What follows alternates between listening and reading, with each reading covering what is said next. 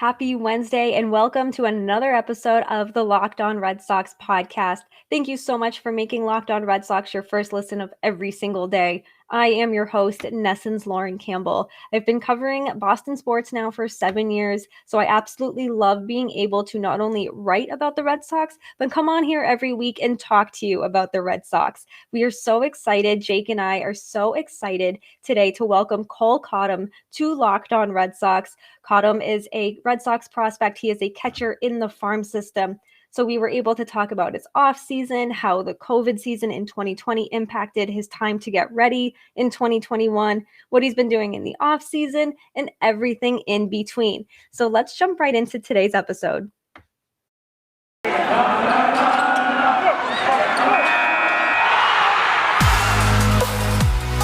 are Locked On Red Sox, your daily Boston Red Sox podcast.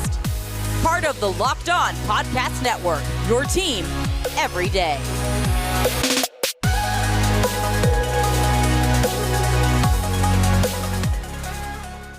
We are here with Red Sox minor league catcher Kole Cottam. How are we doing today, Kole? Doing great. Thank you for having me. Absolutely, man. So you just got finished up with the Red Sox mini winter warm-ups. Talk a little bit about how that went.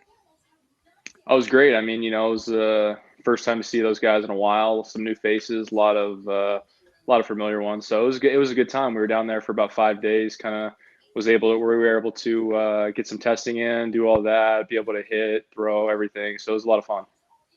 And you were down there with like Nick York, Triston Casas, like Blaze Jordan, all those guys, right?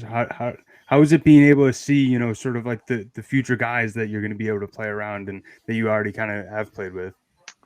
It was great. I mean, everyone on kind of the internet and everything know all those guys for all the baseball accomplishments, and they're unbelievably good players, very talented, but they're great people too. I mean, that's what we all respect about them, especially York and Blaze and everything. They're the younger of the three, and Cass is obviously older, but they have good head on their shoulders, and they're very humble, very good people, so they're a lot of fun to be around. They certainly seem like it just from social media presences alone. And overall, how's the off season been going for you? Have you been able to kind of relax or kind of get back into a routine here? It was great. It was very, very exciting off season. I got married this off season, so that was awesome. Congratulations. And, thank you. So that was good. It was shortened up by the fall league, which was an unbelievable experience, but we were able to do a lot of cool things out there. And then back in Knoxville for most of the off season, and had a good time, got ready, got prepared, went down to the camp and everything. So it's been a fun time down in Florida. Now in the Arizona Fall League, didn't they have like the robo umpires or something like that? They had it at one field, I think. So it was only when the home games were there. So we only had it 2 or 3 times. So it wasn't very often. Oh, okay, makes sense. Because I bet you probably saw all the missed calls during the Red Sox and the ALCS and the ALDS. I just can't, we respect the umpires, but we can't wait until those robots come up and help actually make some accurate calls. Yeah, we'll see. I mean, people are human.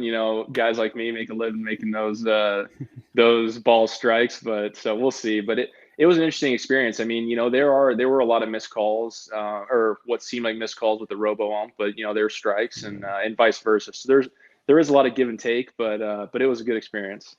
There's probably no like real right answer as to like how to call balls and strikes, because every umpire strike zone is going to be different. The robo ump, it's not going to be perfect either. I just feel like there's never going to be one way to make every baseball fan and every baseball player happy in that regard.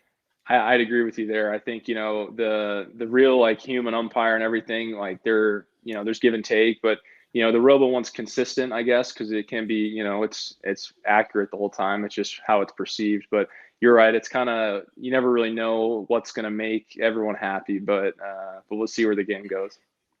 So I'm always curious to hear what catchers say with this. I mean, because the communication with you and the umpire, like you're the closest guy to the umpire. And we had former Red Sox player Shea Hildebrand on this past week, and he was talking about Jorge Posada and up at that he was like right next to Jorge, and he was yelling at the umpire to call better calls. Like, has that ever happened to you, or do you try and keep a good relationship with the umpire so he continuously, gives good calls and doesn't get upset? Yeah, I think we all strive to have good relationships, and especially with umpires you're going to have regularly. And so at this point in my career, I know a lot of the umpires, and so I know them, I know their families, and or just about their families, and just who they are. So I think we try to keep it very professional, but then also when it's the right time, just have the questions, kind of just keep in touch and just kind of keep it loose. But definitely a mutual respect both ways. If they think I can do something better, I have them tell me, and vice versa. If I want a call that they didn't give me, so we kind of keep a good relationship, try to get the best for our guys. You won't be able to kind of turn around and be like, what the heck kind of call was that to a robot? Yeah, so the umpire will still be there, which would be interesting, and I think we'll have a good laugh every once in a while if there's a crazy one, but no, not quite the same. That's funny. And other than like you getting married, which how was that? First of all, we can talk about that for a sec. Like, did you have to sort of postpone it because of COVID and like that sort of stuff? And how was that whole process? No, we got engaged last October, the day before instructional league of I guess 2020, and so just had planned it for December. We're able to do everything kind of without a hitch and everything. So it was no postponements or anything like that. So it was a really fun time. Yeah, that's awesome. Especially like now in this day and age with COVID, you never know if you're going to be able to have to postpone it, especially in 2020 when so many people postpone their weddings, and in 2021, it's like still kind of postponing. So I'm super happy you got to just, super simple, went off without a hitch. Like you said, no postponements or anything like that. So that's really exciting, and a really exciting time for you and your wife. Yeah, it was great. So, it was everyone postponed in 2020. So we kind of had a lot to go to this year as well. But it was an unbelievable time. So it was really, really good. Lauren's actually getting married very soon as well. Yes, I am. Congratulations. Thank you. Congratulations. Yeah, 6 more months to go. So Awesome. Yeah, I just went to my first wedding. My mom and her now husband just got married. It was a really cool experience for me just to be able to go through that whole moment. It just like made me think, like at the end of the day, like I can't wait for like me to go through this experience. But other than like you having that life-changing experience and outside of baseball, what has been some of your favorite moments during this offseason? It's other than that, those are pretty action-packed couple weeks. And, we went to Thad Ward's wedding, his wedding as well this year. So it was the week before ours. So that was a fun time down in Tampa. That was fun. Got to spend a lot of time with my family, my brother, friends back home, and my dog. So it was a really, it was kind of action packed there for a while. And then also a nice, good, relaxing time as well. It's good. It's always good to get that relaxation in, as well as being able to celebrate and just kind of have like a little bit of a normal off season. So as Jake mentioned, you are the minor league catcher for the Red Sox here. And growing up, did you have there a lot of catchers out there that were big names out there? Were any of those your favorite players, or who was kind of your favorite player growing up? I mean, when I was younger, I saw a lot of Veritek highlights and everything, so that kind of drew me to the Red Sox a little bit. But growing up with so many good catchers, I mean, Yadier Molina obviously is the one that everyone's going to say. I mean, you can't replicate what that guy's done. But overall, probably Buster Posey. I watched him a lot I watched him a lot throughout high school and everything. And when they went on that World Series run, all three of them, it was unbelievable. So that was just really, really exciting. We hope you're enjoying our conversation with Red Sox prospect Kole Cottam. We have a lot to get to still in our second segment of Locked On Red Sox. As always, thank you for making Locked On Red Sox your first listen of every single day. But first, I need to tell you about Built Bar, because this time of the year, I'm usually done with my New Year's resolutions. There's snow on the ground. It's cold. It doesn't seem to be getting any warmer. But not this year. I am sticking to my resolution to eat right. I'm getting married in 6 months. I already have my dress. There is no time to throw my resolutions out the window. And Built Bar is helping me stick to that. It's almost like it's not even really a resolution, because I truly enjoy eating them. And have you tried the Built Bar Puffs? If you haven't, you're missing out. It's one of Built Bar's best tasting bars. They're the first ever protein-infused marshmallow. So they're fluffy, they're marshmallowy. They're not just a protein bar, they're a treat. And they're covered in 100% real chocolate. Puffs are a fan favorite with some incredible yummy flavors. There's the cinnamony churro, easy for me to say, coconut marshmallow, banana cream pie. They're all so good. And these are going to be your new favorite. They're low calorie, they're high protein. You can replace your candy bar with these. They're better for you. And a typical candy bar can be anywhere from 200 to 300 calories. Go on over to built.com and scroll down to their macros chart. You'll be blown away. They're high protein, they're low calorie, high fiber, low carb, 130 calories, 4 grams of sugar, 4 net carbs, and 17 grams of protein. There's mint brownie, there's coconut almond, and new this month is white chocolate cookies and cream. You know by now that my favorite flavor is cookies and cream. I cannot wait to get my hands on this white chocolate one. They're all delicious, and there's new flavors coming out all the time. If they think a flavor might be good, they're going to make it. It will be delicious, and it's good for you. At Built Bar, they are all about taste. They make it taste delicious, and they don't have that cardboard kind of chalky flavor that some protein bars have. And we have an offer for you. Head on over to built.com, use promo code LOCKED15 and get 15% off your order. That's promo code LOCKED15 for 15% off at built.com. It's also Super Week, and Super Week is brought to you by Get Upside, and there's no better place to get your coverage of the big game than the Locked On NFL podcast. Locked On Bengals and Locked On Rams are in LA all week covering the big game. Yeah, I mean, I don't. Something that I'll send you after this is we actually had Bronson Arroyo on, and he talked a little bit about like the Veritek and A-Rod fight.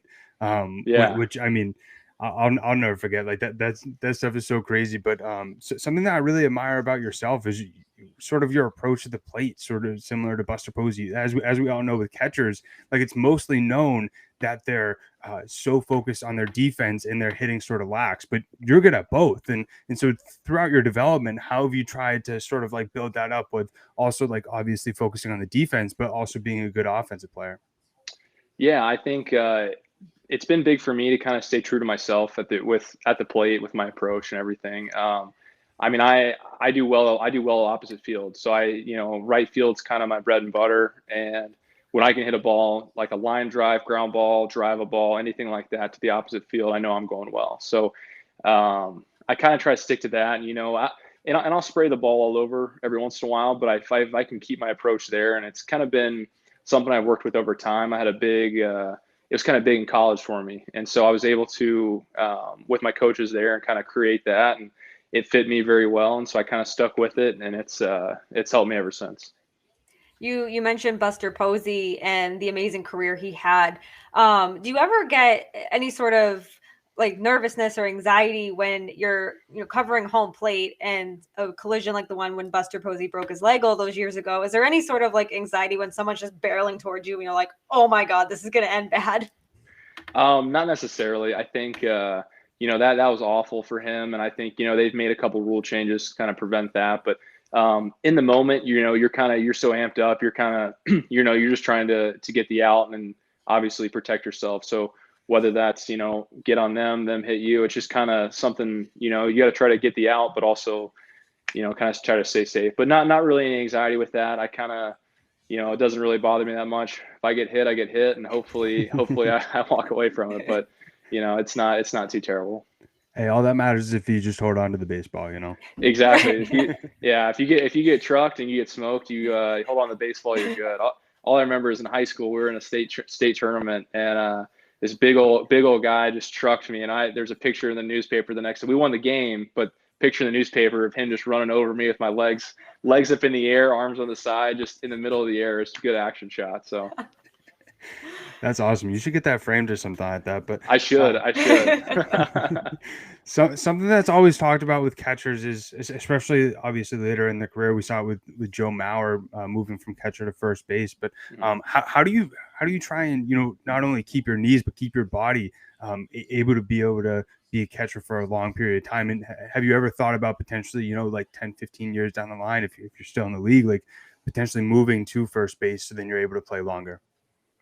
I mean, absolutely. Whatever keeps me in the game the longest. So, but I think it's a testament to trainers we have and the training staff, and also the work we put in the off season. So I think, you try to work harder than absolutely everybody in the off season, so that when the season rolls around, you're able to catch 100, 120 games, whatever it is, and then throughout the day, throughout the week, you kind of stick on your treatment programs, your lifting, the trainers help you with everything. So it's a long process, I think. And, it's something that your day-to-day routine covers, but over the course of a season, it all adds up in a good way. So that's the ultimate goal, obviously, is to win and stay healthy. So I think if you can stay healthy longer, you're going to play the game for a long time. Yeah, absolutely. And you mentioned Jason Varitek as somebody that you watched a lot of highlights, and he played a ton of games, obviously, as a catcher, and just seemed like he was always healthy. Like, he had a very durable career. So when you were drafted by the Red Sox in 2019, what was your reaction when with a team that had players like Jason Varitek?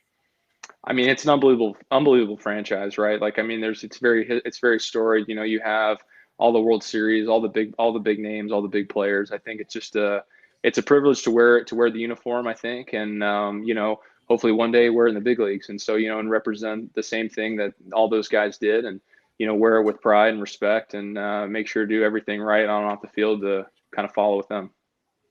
Lauren mentioned the Varitek thing, but you also had the opportunity to meet David Ortiz when you were around like 10 years older. So just talk a little bit about that story as well. And also, did you think back to that moment a little bit when you first put on that Red Sox uniform of like, holy crap, like a guy as storied as David Ortiz like wore this uniform at one point? Absolutely. I mean, congratulations to him and getting in the Hall of Fame. I mean, more than well deserved. He's done a lot for the team, also the city, and everything like that. But yeah, when I was 10 or 12, I don't really remember. We were on vacation in the Bahamas, and saw him, and we asked to get a picture with him. So it was, he was awesome. Me and my little brother both got one, and it was just an unbelievable time. And I'm sure it was a very small moment in time and everything. But looking back now, that being a part of the Red Sox and after getting drafted and kind of and seeing all that, just a really, really neat story. It's funny how it's like you kind of look back, like you said, it's just a little moment, but it's something that it's always going to stick out in your mind. I mean, of course, it's David Ortiz, but then realizing, 10-year-old you, and then now you're here playing in the Red Sox organization, it's like almost comes full circle. Exactly. It's just coming full circle. And then looking at what you did in 2019, you hit 255 with 8 home runs. So after your first little bit of taste of pro ball, what do you think is one of the biggest things that you learned from that? I mean, it was a lot different. I think going from college, playing 3-4 games a week to you could play 7 days a week, especially in 2019. At least this past season, we had the pretty consistent schedule of 6 days against one team and then the 1 day off. So I was a big fan of that. But I think, the biggest thing is trying to stay consistent, whether it's your routines, whether it's, on and off the field. But, I have an unbelievable support system with me. And so, my family, friends, even, especially the teammates and everything. So it's just kind of trying to, keep it not about yourself in the moment like that, but also just focus on your day-to-day routines, because we play so many games, so they add up. If you slack off once a week, we have 20 something weeks in a season, so it adds up. So it's kind of just trying to keep your routines going well, and a lot of good things will happen. We hope you're enjoying our conversation with Kole Cottam of the Boston Red Sox. We are so excited to bring you our third and final segment of our conversation with him. Once again, thank you for making Locked On Red Sox your first listen of every single day. Before we get into our final segment, I need to tell you about BetOnline, because there might be less football being played right now, but BetOnline.net has way more stuff to bet on this playoff season. From score totals, player performance props, to where the next fired coach is going to land, BetOnline is the #1 spot for all things NFL betting in 2022. And it's not just football. BetOnline.net's basketball, hockey, boxing, and UFC odds coverage is the best in the business. From sports right down to your favorite Vegas casino games, BetOnline is your #1 online wagering destination. BetOnline is the fastest and the easiest way to wager on all of your favorite sports and play your favorite games. BetOnline, where the game starts. How did you stay in those routines in 2020 after the season was canceled due to COVID? Because it seems like if you're in such a strict routine during the season, try to get ready for the season, then all of a sudden it's canceled. I feel like you just go home and you're like, I don't know what to do now. Yeah, it was crazy. I mean, I think, with everybody else in the world, and I was very fortunate. I had to spend a lot of time with my family. Me and my brother were in the same place for the first time in a while. Him being in school, so it was neat. My dad said right away to us, he's like, "Hey, like this goes however you want. It's either you look at it as a negative. My season got canceled, his season got canceled. It's like, or we can look at it as a positive. We get to spend time with each other. We can work more, and we were able to kind of be together as a family. So it was awesome. We got to spend time with each other, do all that. And then I ended up playing in Lexington it was like it's a pop-up league that happened. There was a few of them during COVID, but there's four teams in the league, play against each other, bunch of friends. So it was a great time, I think, because I was, went to school in Lexington and all that. I was able to play for them and get about 40 games in. So it was a lot of fun. That's really cool. I'd never heard about that. So that's awesome that they actually did that. I heard a few guys before I've mentioned, they had a few friends like get together at a field, but that's crazy that whole league came together. Yeah, we had a lot of guys around Knoxville that we played a couple Sandlot games and at my high school in town, so that was fun. And then towards the end of the summer, we ended up getting together, and there was this league popping up in Lexington. So Brandon Phillips was a part of it. A couple other big leaguers, Robbie Ross, just a couple guys like that. So it was a lot of fun. We had an unbelievable time, and played with a couple of my college teammates, which was unbelievable. So it was fun, and it was a different time because no other baseball was really going on at our level or anything. So we were able to play. We got to have fans and everything. So it was a great time. How is that like playing in games like that compared to minor league games? Obviously that it's still good to play, but is the atmosphere different, and is it just is it more laid back? It was a little more laid back, but I think overall it's pretty similar. I mean, Legends at the time, they just were part of that group that got cut from minor league baseball, right around that time. So they were transitioning into independent ball after that. So they were affiliated with the Royals before. So I actually played there as part of the drive in 2019. So it was a good experience going back. I think the games were pretty similar. It was a lot more like family friend kind of oriented than just random fans from the area, but which made it also more fun because you had family, friends, college students. It was a good atmosphere. And that improvement in 2021 like really showed, especially in your stats with batting .278 with 10 home runs and 33 RBI. So how much, even though you can say like 2020 was a lost season, how much did that pickup league as well as your improvement help you play so well in 2021? It was good. I think like for a lot of people, COVID put everything into perspective. Everyone was kind of you were thankful for a lot more things. You took everyone, I think over the country kind of took a lot of things for granted that we didn't know we were, and so it took we took advantage of having to play baseball every day. It was kind of something we were grateful for, of course, but when we didn't have it, you didn't realize how much you missed it, how much you loved it. So I think it kind of put everything in perspective a little bit more. So you show up to spring training, you show up to a game every day, the field every day, you're appreciative. And so I think that had a big difference going into 2021. And it was a fun environment that I was able to kind of just play loose and play free, try to take that into that next year. And so I was able to capitalize on that. You also had the opportunity to play at makeshift Fenway Park in Greenville and in Portland. So the Green Monster's there, and as a right-handed hitter, how was that kind of trying to get that with the Green Monster there? Well, if you look at my stats, I didn't weren't able to put it over the Green Monster too much. More of a right field guy, and we all know that's a little bit longer than left field in Fenway. But it was unbelievable. I mean, there was I would say it's pretty even. Like, it gives and it takes away. You hit a couple line drives that should probably be home runs that get stopped at the wall, and you hit a couple pop-ups that should be out. It kind of goes over. So there's and you see it a lot, especially being the home team at those places. So it helps the other team and benefits us. It's kind of give and take, but they're unbelievable fields, and they're a whole lot of fun to play at. So I can't wait to play at the real Fenway one day.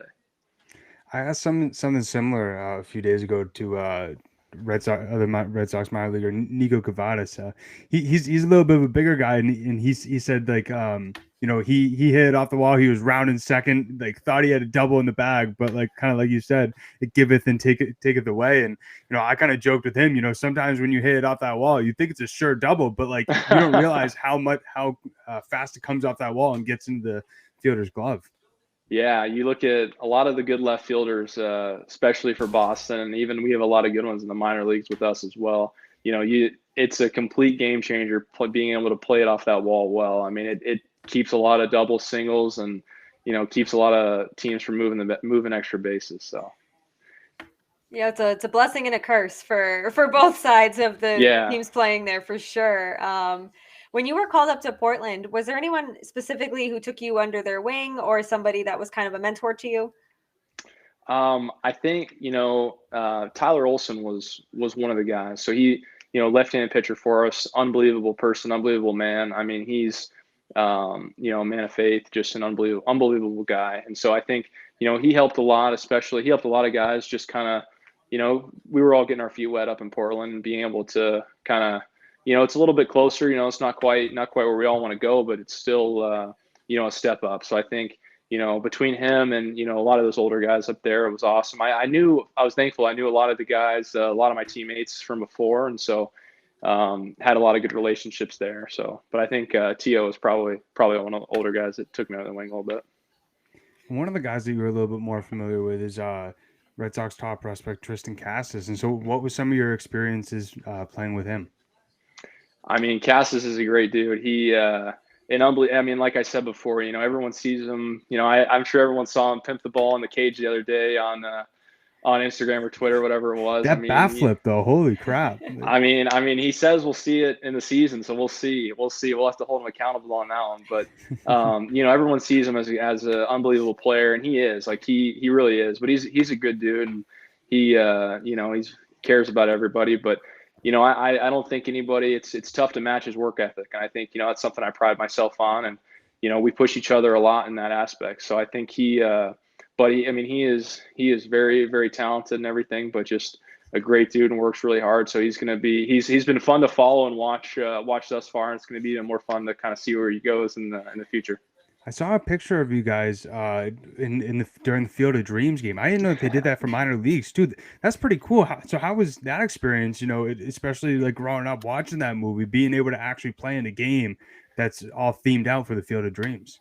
It was awesome. I mean, it was the last home game in Portland of that year, and so I think they did an unbelievable job. I mean, they put all the corn on the outfield. I don't think they had it out there for the actual game. I think they might have taken it down, but I can't remember, but I don't think they did. But it was an unbelievable time. I mean, you kind of, the nostalgia of, of course we all seen the movie and everything, kind of being associated with that and everything.